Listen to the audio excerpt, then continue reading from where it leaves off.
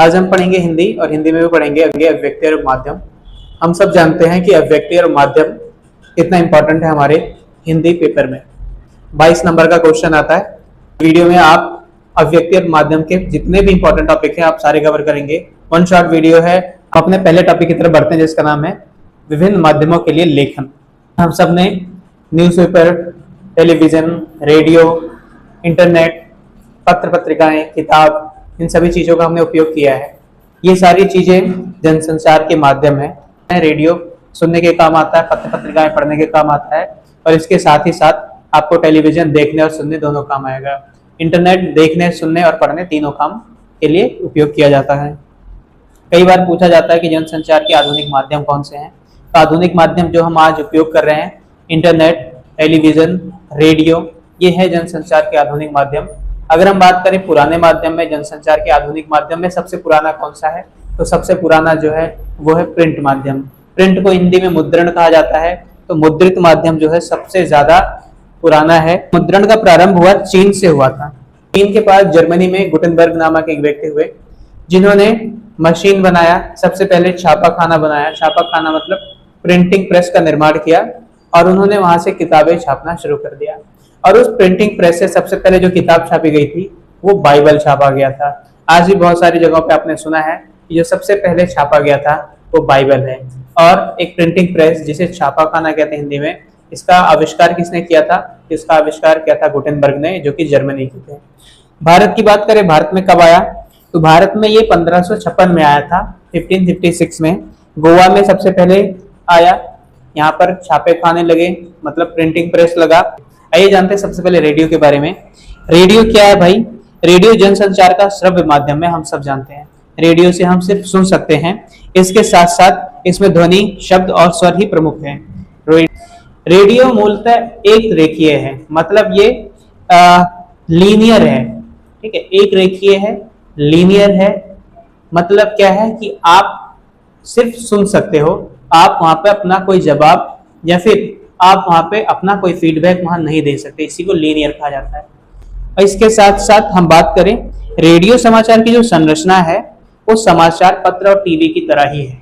ये सब एक रेखीय माध्यम है। रेडियो से जो सबसे इंपॉर्टेंट क्वेश्चन आता है आपके एग्जाम में वो होता है रेडियो समाचार लेखन में उल्टा पिरामिड शैली।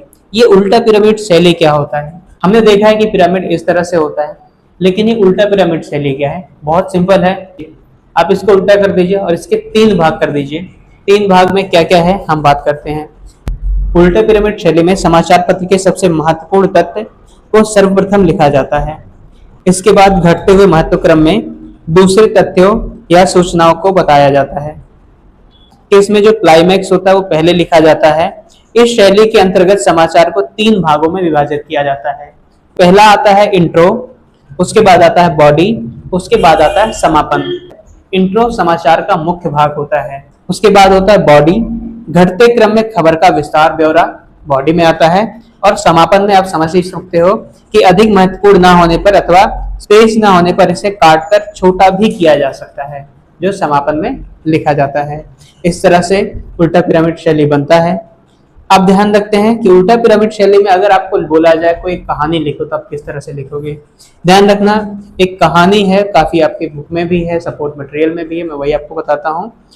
पहले इंट्रो बता देता हूँ मैं कि कनॉट प्लेस इलाके में स्थित एक कॉफी हाउस में गुरुवार दोपहर अचानक गोली चलने से हड़कंप मच गया। घटना में कोई हताहत नहीं हुआ। पुलिस मौके पर पहुंच गई और जांच आरंभ हो गया। पता चला कि गलती से पिस्तौल नीचे गिर गई थी, जिसकी वजह से गोली चल गई। तो ये क्या है, एक तरह से इंट्रोडक्शन है। आप इस तरह से अगर आपको बताया जाए 2-4 लाइन में कि क्या क्या चीजें हुए, तो अंदर से क्यूरियोसिटी बढ़ती है कि हम थोड़ा उसके बारे में और जाने और पढ़े और सुने। इसी को इंट्रो कहा जाता है। इंट्रो समाचार या रेडियो का या रेडियो लेखन में या फिर उल्टा पिरामिड शैली में सबसे महत्वपूर्ण भाग है, क्योंकि इसी से व्यक्ति उस समाचार को पढ़ेगा या लिखेगा, इसकी बात इसकी पुष्टि की जाती है। उसके बाद बॉडी में पूरा का पूरा ब्यौरा लिखा जाता है कि किस तरह से गोली चली, गोली में गिरने से किस तरह से गोली चल जाता है, गोली किसी को लगा तो नहीं है, पुलिस आई तो पुलिस ने क्या एक्शन लिया, क्या क्या चीजें हुई, जो पिस्तौल था वो लाइसेंस वाला था या फिर कोई गैर कानूनी था, किस तरह से था, तो पूरी की पूरी विस्तार से जानकारी दी जाती है। समापन में ये बताया जाता है कि ये पूरी कहानी है किस तरह से समाप्त हो गया, कि पुलिस ने क्या एक्शन लिया, जिसका पिस्तौल था उसको अरेस्ट किया गया, या फिर जिस कैफे में चला गया था, जिस कैफे में चलाया गया था उसको कुछ इंस्ट्रक्शन दिए गए कि आपके कैफे में जो भी है बाहर मेटल डिटेक्टर्स लगाया जाए। तो बेसिकली समापन ज्यादा बड़ा नहीं होता, छोटी चीजों में कुछ सलाह और मशवरे देकर खत्म कर दिया जाता है। या फिर इस समय विश्व स्तर पर इंटरनेट पत्रकारिता का कौन सा दौर चल रहा है? तो इंटरनेट पत्रकारिता का ये तीसरा दौर चल रहा है, जबकि भारत में दूसरा चल रहा है। मतलब विश्व में जो चल रहा है वो तीसरा दौर है और भारत में जो दौर चल रहा है वो दूसरा है। अभी हम एक दौर पीछे हैं। भारत के लिए प्रथम दौर 1993 से प्रारंभ माना जाता है और दूसरा दौर 2003 से प्रारंभ माना जाता है। हमने प्रिंट, रेडियो, टीवी और इंटरनेट के बारे में पढ़ लिया। बात करते हैं इनके खूबियों और कमियों के बारे में। अब ध्यान रखना है सबसे इंपॉर्टेंट टॉपिक है, इसमें से कई क्वेश्चन हमेशा पूछा जाता है और अगर आप पुराने पेपर उठाकर देखो तो उसमें एक ना एक क्वेश्चन हमेशा इसमें से मिलता है कि आप खूबियों के बारे में बताओ और कमियों के बारे में बताओ। याद है प्रिंट माध्यम की, सबसे पहले खूबियां जानते हैं उसके बाद कमियां जानेंगे। प्रिंट माध्यम में पढ़ने व सोचने का पूरा अवसर प्राप्त होता है। यह लिखित भाषा का विस्तार है। प्रिंट माध्यम के द्वारा किसी भी सामग्री को एक जगह से दूसरी जगह तक आसानी से लेकर जाया जा सकता है। प्रिंट माध्यम को हम बड़ी आसानी से कट कर या फिर संग्रहित कर सकते हैं, लंबे समय तक रख सकते हैं। इसके साथ साथ कभी भी कहीं भी लेकर जाया जा सकता है एवं कभी भी किसी भी वक्त हम उसको पढ़ सकते हैं। प्रिंट माध्यम चिंतन, विचार एवं संप्रेषण मतलब कम्युनिकेशन का माध्यम है। प्रिंट माध्यम की खूबियां हैं। कमियों के बारे में भी जान लेते हैं कि इसकी क्या क्या कमियां हैं। तो प्रिंट माध्यम की जो कमियां हैं, इसमें सीमित स्थान होता है। जब भी हम अखबार पढ़ते हैं तो उसमें कुछ वर्ड का एक लिमिट होता है, इससे ज्यादा आप नहीं लिख सकते। इसके साथ साथ निरक्षर अथवा अनपढ़ लोगों के लिए प्रिंट माध्यम किसी काम का नहीं है। इस माध्यम द्वारा हम तुरंत घटी घटनाओं को नहीं प्राप्त कर सकते। इसके साथ ही आय के विशेष स्रोत न होने पर प्रिंट माध्यम को विज्ञापनकर्ताओं को वरीयता देनी पड़ती है। मतलब अगर किसी के पास आय का प्रमुख साधन नहीं है, ठीक है, तो अगर विज्ञापन वगैरह देना हो, आज आप लोगों ने देखा एडवर्टीजमेंट जो चलता है ऑनलाइन चलता है, यूट्यूब पे चलता है, गूगल पे चलता है, टीवी प्रोग्राम पे भी चलता है, लेकिन जिसके पास इतने पैसे नहीं है कि इन माध्यमों पर वो दे सकते हैं, तो वो थोड़े कम पैसे में अपने एडवर्टीजमेंट को न्यूज़पेपर में छापते हैं। इसके साथ एक अंतिम कमियां ये है, प्रिंट माध्यम में छपते वक्त अगर कोई गलती हो जाती है तो गलती बाद में सुधारा नहीं जा सकता। एक बार अगर प्रिंट हो गया तो हो गया, दोबारा उसको ठीक नहीं किया जा सकता। ये तो रही प्रिंट माध्यम की खूबियां और कमियां। अब बात करते हैं रेडियो की कमियों और खूबियों के बारे में। सबसे पहले खूबी की बात करते हैं। रेडियो माध्यम से ध्वनि, स्वर, शब्दों और संगीत के मनोरंजन व ज्ञान का वर्धन करता है। रेडियो में सुनने की स्वतंत्रता होती है। यह सस्ता माध्यम है। अनपढ़ या निरक्षर लोग इसका आनंद ले सकते हैं। इसके माध्यम से दूर दराज के कार्यक्रम को आसानी से सुना जा सकता है। ये है रेडियो की खूबियों के बारे में। कमियों की बात करते हैं तो रेडियो एक रेखीय माध्यम की तरह पीछे नहीं लौट सकते। कई बार रेडियो कार्यक्रम एवं समाचार बुलेटिन की प्रतीक्षा करनी पड़ती है। हर समय उपलब्ध नहीं हो सकता। हर टाइम जैसे सीरियल अलग अलग टाइम पे आता है, उसी तरह से रेडियो का एक समय होता है। तो इसकी कमियां ये भी है कि हमें उसकी प्रतीक्षा करनी पड़ती है। रेडियो में अधिक लंबे कार्यक्रम नहीं सुना सकते क्योंकि वे उबाऊ हो जाते हैं। इसके साथ साथ इसमें बोलचाल की भाषा के प्रयोग से भाषा के विस्तार एवं विकास की संभावना नहीं रहती। कौन सी भाषा कैसे बोली जा रही है, इसका विकास नहीं हो सकता एवं इसकी संभावना बहुत कम होती है। इस माध्यम में श्रोताओं को बांध कर रखना काफी कठिन होता है कि आप जो श्रोता है वो आपकी बात सुनेगा ही, इसकी पुष्टि करना बहुत ही मुश्किल होता है। तो ये रहा रेडियो की कमियों के बारे में। अब बात करते हैं टीवी के बारे में। टीवी की बात करें इसकी खूबियों के बारे में तो विश्व की घटनाओं को घर बैठे सीधे लाइव देख सकते हैं। यहाँ मनोरंजन व ज्ञानवर्धन का उत्तम साधन है। टीवी की खबरों से जीवांत का एहसास होता है। ऐसा लगता है कि आमने सामने अभी अभी घटी हुई है और हमारे सामने ही हो रहा है। इसे देखने व सुनने का आनंद एक साथ लिया जा सकता है। इसके माध्यम से साक्षर व निरक्षर दोनों तरह के लोग कार्यक्रम देख व सुन सकते हैं। कमियों की बात करें, टीवी में एक समय सीमा होती है। यह भी एक रेखीय माध्यम है, मतलब आप सिर्फ देख सुन और समझ सकते हैं, उसमें कोई चेंज नहीं कर सकते। टीवी कार्यक्रम में दर्शकों को बांध कर रखना कठिन होता है। दृश्य श्रव्य में संतुलन बनाना बहुत कठिन होता है। ऐसा नहीं होना चाहिए कि वीडियो पहले चल गया और उसका वॉइस बाद में आ रहा हो। जैसे अभी आप सुन लीजिए, मेरा मुंह पहले ही चल गया, वॉइस आपको बाद में मिल रहा है। तो इस तरह से गलतियां नहीं होना चाहिए, ये मैनेज करना बहुत मुश्किल होता है। टीवी में हिंसा, रोमांस, सेक्स को प्रोत्साहन मिलता है और भाषा के विस्तार की संभावना कम रहती है।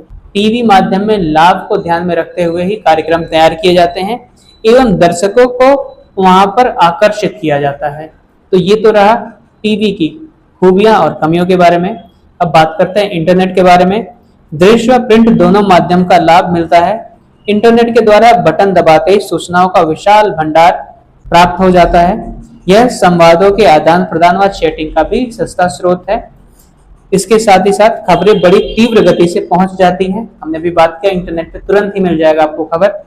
इंटरनेट के द्वारा खबरों का संप्रेषण, पुष्टि, सत्यापन व बैकग्राउंड तुरंत होता है कि क्या ये खबर असली है, सत्य है, इसी जगह का है, इसी व्यक्ति का है। इसकी जानकारी आप उसमें फीडबैक भी, और वो घटना सही है नहीं है, इसकी जानकारी भी हमें तुरंत मिल जाता है।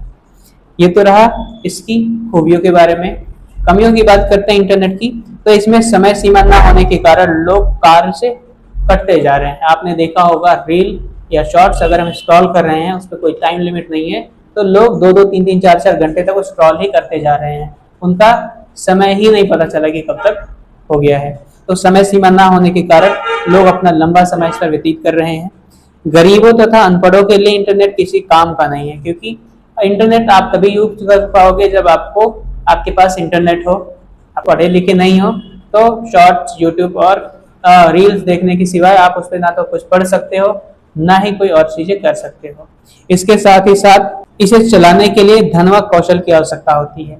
इंटरनेट अगर आपको यूज करना है तो रिचार्ज कराना होगा, और इसके लिए आपको फोन, कंप्यूटर, लैपटॉप को सहारा लेना पड़ेगा। ठीक है, तो इसके लिए आपको पैसा खर्च करना पड़ेगा।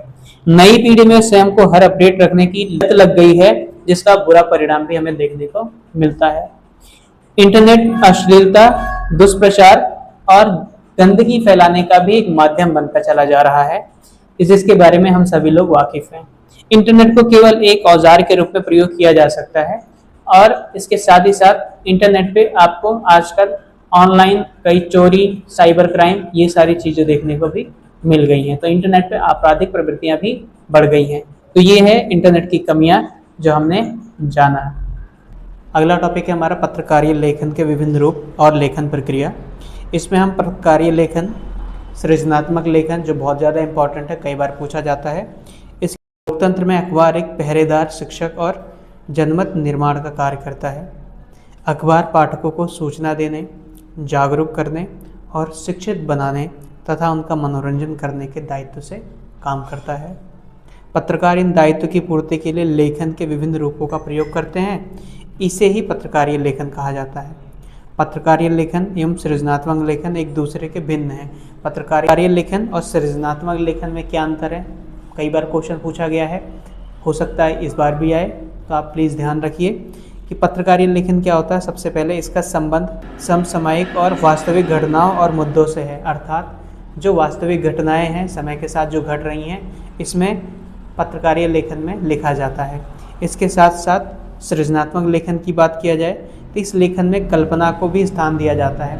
पत्रकारीय लेखन में कल्पना को स्थान नहीं दिया जाता है, वहाँ पर अपनी कल्पना के अनुसार कोई भी न्यूज़ नहीं बनाया जा सकता, कोई भी। लेकिन सृजनात्मक लेखन में आप अपने कल्पना को भी स्थान दे सकते हैं, खुद से भी सोचकर लिख सकते हैं। साथ साथ अब बात करें पत्रकारीय लेखन में अगले पॉइंट की, यह अनिवार्य रूप से तात्कालिक होता है, मतलब तत्काल घटी घटनाओं को ही समाचार कहा जाता है। यह ऐसी बात नहीं है कि 1999 में जो चीज़ें घटी आज उसे हम समाचार कह रहे हैं, ऐसी बात नहीं है। तो तात्कालिक रूप से जो घटी घटनाएं हैं वही पत्रकारीय लेखन में लिखी जाती हैं। पाठकों की रुचि और ज़रूरतों को ध्यान में रखकर ही पत्रकारीय लेखन लिखा जाता है। क्या पाठक की रुचि है, उसकी क्या अभिरुचि है, ये ध्यान में रखकर लिखा जाता है। सृजनात्मक लेखन की बात करें, इस लेख में लेखक पर बंधन नहीं होता, उसे काफ़ी छूट मिली होती है। सृजनात्मक यहाँ पर कोई भी बंधन नहीं होता है, वो अपने विचारों से भी कुछ लिख सकता है या फिर आसपास घटी घटनाओं को भी देखकर वो अपनी तरफ से। पत्रकारीय लेखन में फ़ोटो आवश्यक नहीं है, बिना फ़ोटो के भी कई सारे पत्र छापे जाते हैं, लेकिन सृजनात्मक लेखन में आपको एक फ़ोटो होना आवश्यक है। कई बार ऐसे क्वेश्चन आते हैं कि अच्छे लेखन शैली की भाषा कैसी होनी चाहिए, एक्सप्लेन करो।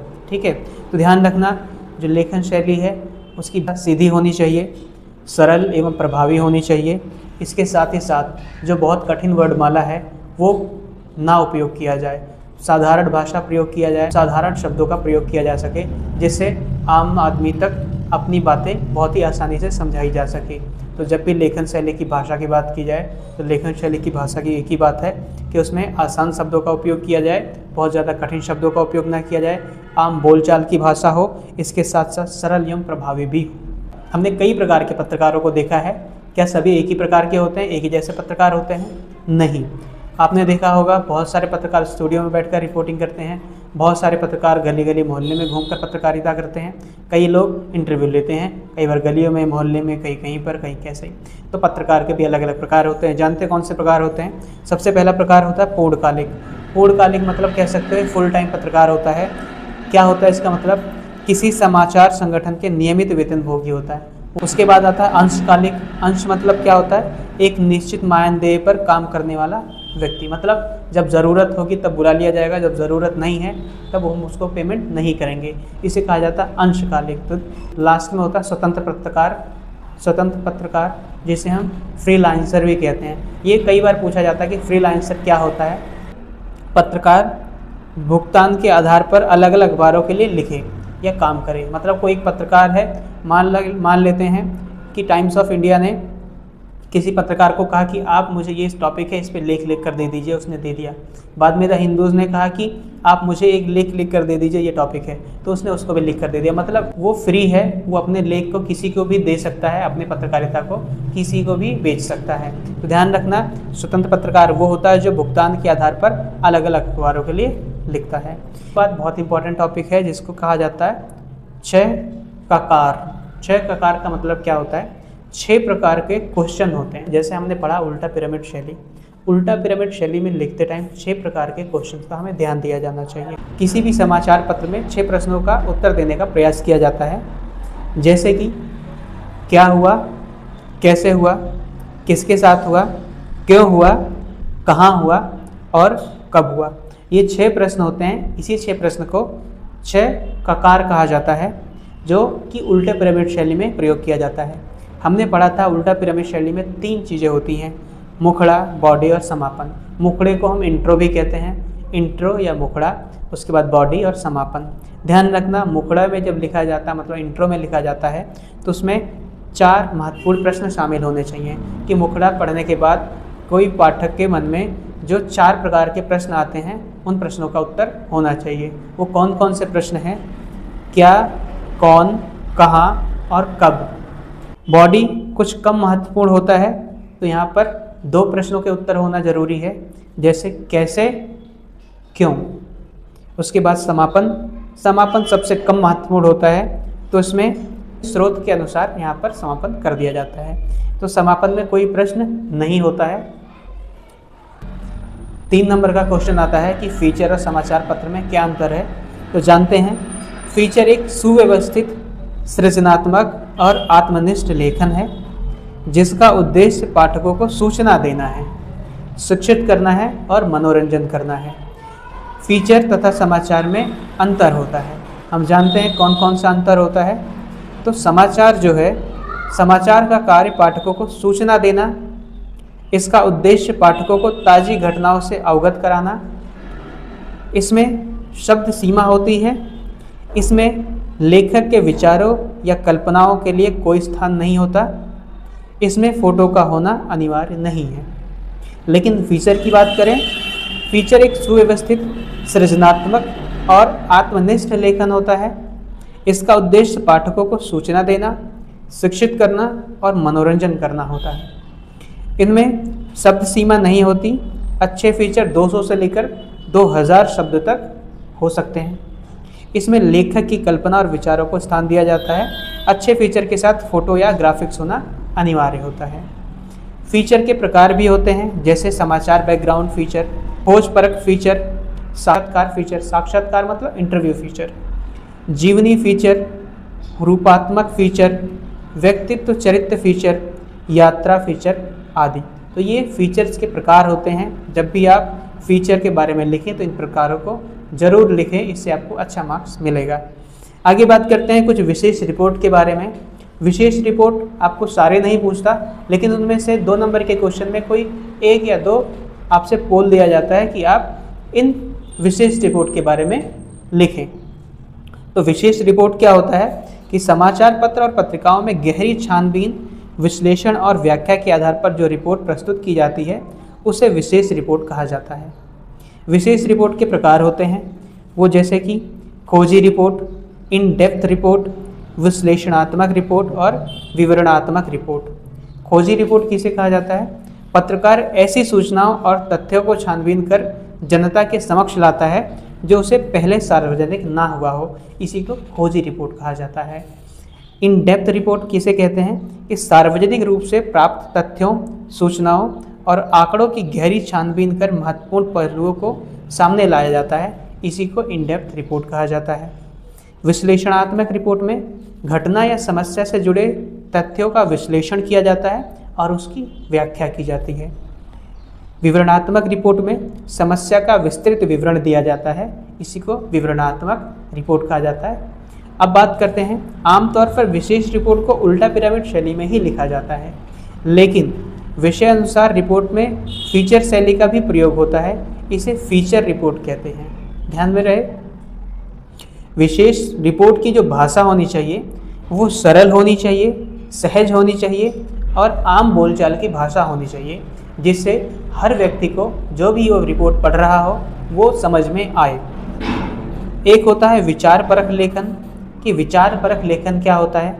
अखबारों में संपादकीय पृष्ठ पर प्रकाशित होने वाले संपादकीय टिप्पणी विचार परक लेखन में आते हैं। मतलब जहां संपादक जो एडिटर है वो अपने विचार प्रकट कर रहा है किसी टॉपिक के ऊपर, किसी अखबार के ऊपर, किसी मुख्य बिंदु के ऊपर, उसी को विचार लेखन कहा जाता है। एक होता है संपादकीय लेखन। तो संपादकीय मतलब एडिटर जो लिखता है वो अखबार की आवाज़ माना जाता है, क्योंकि संपादकीय किसी व्यक्ति विशेष के विचार नहीं होते। संपादकीय लेखन जहाँ संपादक जो एडिटर है वो अपने विचार लिखता है किसी टॉपिक के ऊपर और वही अखबार की आवाज़ माना जाता है, क्योंकि वो किसी व्यक्ति के विशेष विचार को नहीं अपितु वो स्वयं के विचारों को भी लिखता है। एक बहुत इंपॉर्टेंट क्वेश्चन आता है कि स्तंभ लेखन क्या होता है? उदाहरण सहित समझाएं। स्तंभ लेखन क्या होता है? आप लोगों ने अखबार तो देखा होगा, अखबार में ऐसे छोटे छोटे कॉलम्स देखे होंगे, इन्हीं कॉलम्स को हिंदी में स्तंभ कहा जाता है। तो स्तंभ लेखन कैसे होता है और क्या होता है बात करते हैं। कुछ लेख अपने वैचारिक रुझान और लेखन शैली के लिए पहचाने जाते हैं। ऐसे लेखकों को लोकप्रियता देख समाचार पत्र उन्हें एक नियमित स्तंभ लिखने का जिम्मा देता है। स्तंभ का विषय चुनने एवं उसे अपने विचार व्यक्त करने की लेखक को पूर्ण छूट होती है। कुछ स्तंभ इतने लोकप्रिय होते हैं कि वे अपने लेखक के नाम से जाने जाते हैं। आपने अगर तारक मेहता का उल्टा चश्मा देखा होगा तो उसमें तारक मेहता एक कैरेक्टर है, तारक मेहता एक लेखक है और लेखक हैं तो उनका आर्टिकल छपता है। इसमें यही बताया जा रहा है कि जो स्तंभ लेखन है वो छोटे छोटे आर्टिकल्स होते हैं। कई लेखक इतने प्रसिद्ध हो जाते हैं कि वो उन्हीं के नाम से लेख छपने लगता है। ये जो टॉपिक है विशेष लेखन से संबंधित है। इसमें से आपको 1-2 क्वेश्चन कई बार देखने को मिल जाता है, कई बार नहीं भी देखने को मिलता है, लेकिन इम्पॉर्टेंट है। क्या पता कल को एग्ज़ाम में ये मिल जाए, तो आप ध्यान रखना। इसमें एक तो है डेस्क, दूसरा है बीट। डेस्क क्या होता है? समाचार पत्र पत्रिकाएं, रेडियो और टीवी में विशेष लेखन के लिए अलग डेस्क होता है और उस विशेष डेस्क पर काम करने वाले पत्रकार का समूह भी अलग अलग होता है, जिनसे अपेक्षा की जाती है कि संबंधित विषय या क्षेत्र में उनकी विशेषज्ञता हो। अर्थात क्या अलग अलग क्षेत्र में पत्रकारिता के लिए उनका अलग अलग डेस्क होता है और उनसे अपेक्षा की जाती है कि वो अपने क्षेत्र में एक अच्छे ज्ञान रखते हैं, इसी को डेस्क कहा जाता है। बीट बहुत इंपॉर्टेंट है, कई बार पूछ चुका है कि बीट क्या होता है। तो बीट जो होता है संवाददाताओं के बीच काम का विभाजन और आमतौर पर उनकी दिलचस्पी और ज्ञान को ध्यान में रखते हुए किया जाता है। मीडिया की भाषा में इसे बीट कहते हैं। जैसे कि आप लोगों ने देखा है कि जब भी कोई एंकर किसी संवाददाता से बात करता है, मान लेते हैं अभी अभी हमने वर्ल्ड कप जीता है, तो वर्ल्ड कप के लिए एक विशेष जो रिपोर्टर होगा वहाँ गया होगा, तो उसका जो क्षेत्र है, जो बीट है, वो खेल जगत से होगा। ऐसे ही मान लेते हैं अभी ईरान और अमेरिका का युद्ध चल रहा है। इस युद्ध में अब वो खेल जगत वाला तो आकर कोई जानकारी नहीं दे पाएगा, क्योंकि उसका जो बीट है वो खेल से है। तो इसमें जो नीति विदेश नीति के बीट से होंगे वो अपनी राय यहाँ पर प्रस्तुत करेंगे। तो बीट का मतलब है कि उसके क्षेत्र का अलग अलग होना। आई होप समझ में आ रहा होगा आपको। विशेष लेखन केवल बीट रिपोर्टिंग नहीं होती। आप बीट रिपोर्टिंग के आगे एक तरह की विशेषकृत रिपोर्टिंग है, मतलब बीट रिपोर्टिंग एक तरह का स्पेशलाइजेशन रिपोर्टिंग है, स्पेशल रिपोर्टिंग है जो अलग अलग क्षेत्र के संवाददाता करते हैं, जिनमें न सिर्फ उस विषय की गहरी जानकारी होनी चाहिए बल्कि उनकी रिपोर्टिंग से संबंधित भाषा और शैली पर भी पूरा अधिकार होना चाहिए। बीट रिपोर्टिंग और विशेषीकृत रिपोर्टिंग में अंतर होता है। जानते हैं कौन कौन सा अंतर होता है?